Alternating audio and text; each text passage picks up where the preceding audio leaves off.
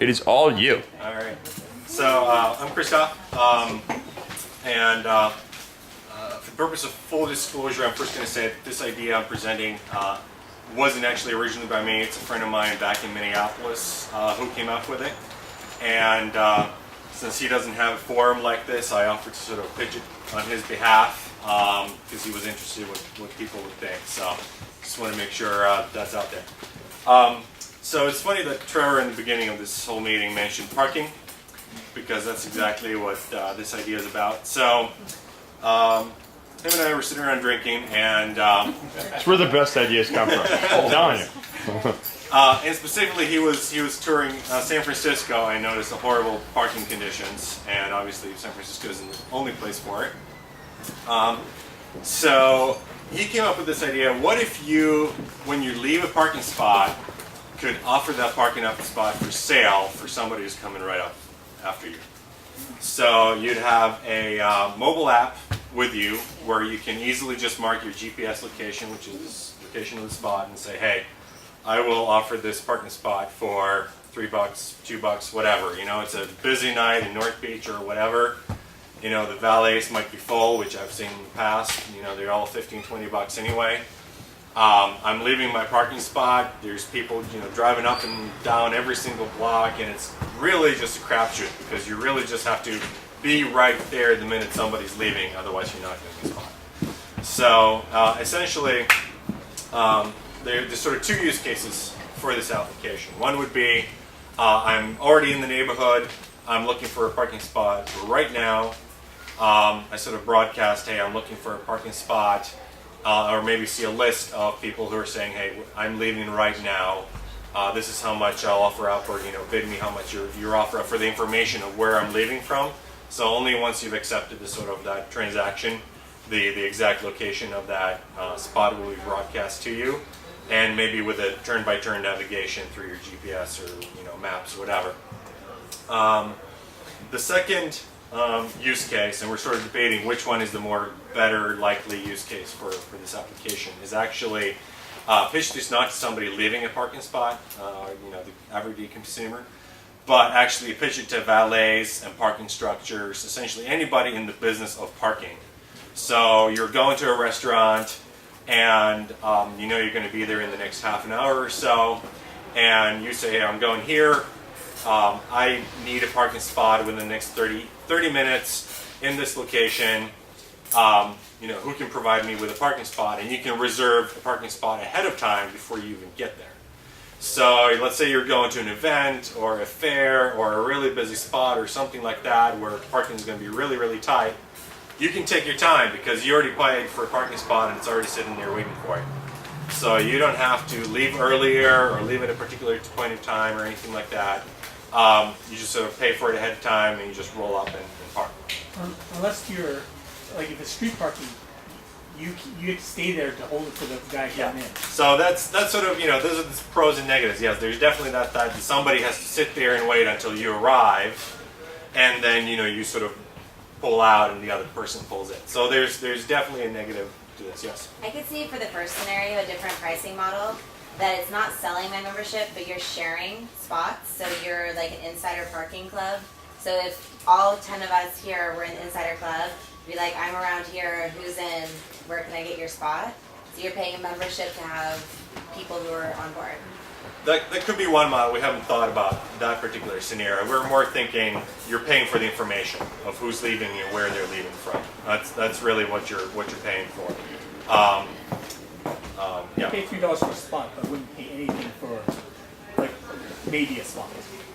Right. You have to. I mean, the spot has to be guaranteed, and unless, you know, there has to be some sort of handoff that once you're pulling in to the spot, you know, you both confirm, and that's when the transaction is actually done. I think one big cluster of social sharing for parking could be big sporting events. Right. Because a lot of people have private residences or private business driveways, locations. you know, or whatever. Yeah. Or like, you know, there's like alleys over by AT&T Park where there's like 5 spots for a business that says we'll tow your car away immediately. and people wanted to offer those. Right. Those would be great. Right. Another thing I thought, suppliers. I'm moving in here from Minnesota, and the state fair is really big over there. And there's all these mom and pops, you know, they just have houses straight across the street from the state fair, and they have a huge lawn, and they just like sell 5 parking spots, whatever, and they can just advertise, you know, here, we'll hold a parking spot for you. That's already So- written. Sorry? That's already written. I was at hackathon on Sunday and the guys wrote that. Okay. So you got to take a look at this one thing. So I remember I've been interested in this space for a long time. Actually, back in You talking about Google One Spot? no, different. Back in college when I was taking this entrepreneurship class, a stupid way of actually teaching entrepreneurship where they give you a textbook, which makes no sense at all. But anyway, so we had to write a business plan. Our business plan was this thing called Automate.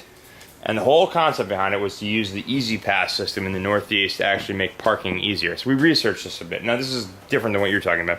But in the course of that research, we turned up this company, and I just Googled it to find out about it. It's called Spot Scout. It was actually started here in San Francisco. This is 2006, so this is a ways back. I don't know what happened to the company, but the entire concept is like probably 80% of what you're talking about. It could have been that at the time smartphone penetration wasn't high enough to make it really work, which I would think you would need.